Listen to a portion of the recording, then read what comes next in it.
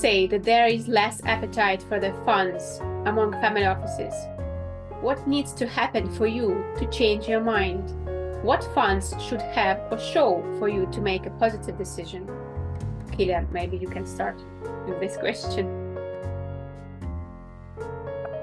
I think it's the same criteria as before. Like mostly, I want to see distributions in the past. I want to see consistency in the strategy, the fund size. I want to see a consistency in the team, because this is something that is currently changing a lot, in particularly many GPs that I'm looking at, particularly in private equity and venture.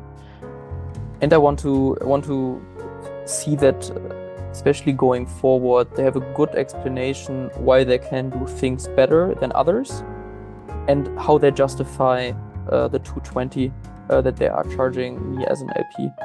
Because from a certain fund size onwards, this is usually also something that a lot of families start challenging. Is okay, why from, let's say, 500 million onwards do I still need to pay you 2% if I know exactly how large your team is and what you're paying people on average?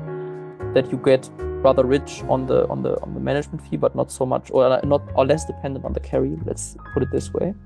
This is like a question that a lot of my clients pose to me, and I forward that to the funds usually.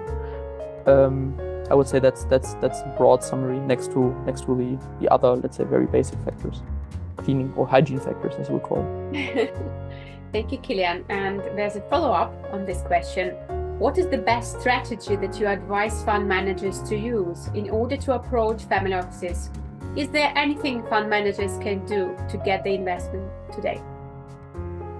I think one thing is, first and foremost, to have the investment documents ready, clean, and most importantly, that relatable and understandable for the family offices. One thing I, for example, see a lot of times is that a lot of GPs seem to have a very weird interpretation of IRR calculation, where they adjust it and where they calculate where they basically don't take all the years into account. Like they only take the years from the holding period into account, and then I sometimes see funds that have a 1.x money on money over 10 years, and this results in a still 20% IRR, which nobody can really explain to me how this goes.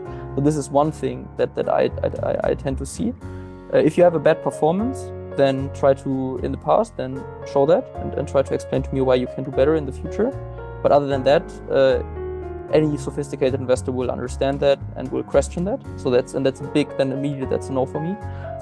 The second thing is, this is being communicated way too often, but I still see this way too seldomly, is just trying to gear then the presentation to what you believe the family would want out of the fund, based on their past history of the family business, based on their existing portfolio. So I think fund managers also have to understand that it's like an application process, right? It goes both ways.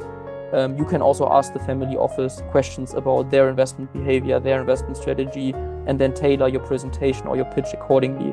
Like, it doesn't have to be only a one-sided Q&A, basically. That's the second big tip I can give. And the third one is, sometimes for the moment, a no is a no.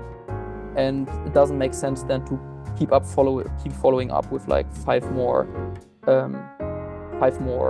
follow-ups after the no has been said. Like, rather take the hit and try it at a later point in time when you have made more progress, for example. That's the third tip that I can give.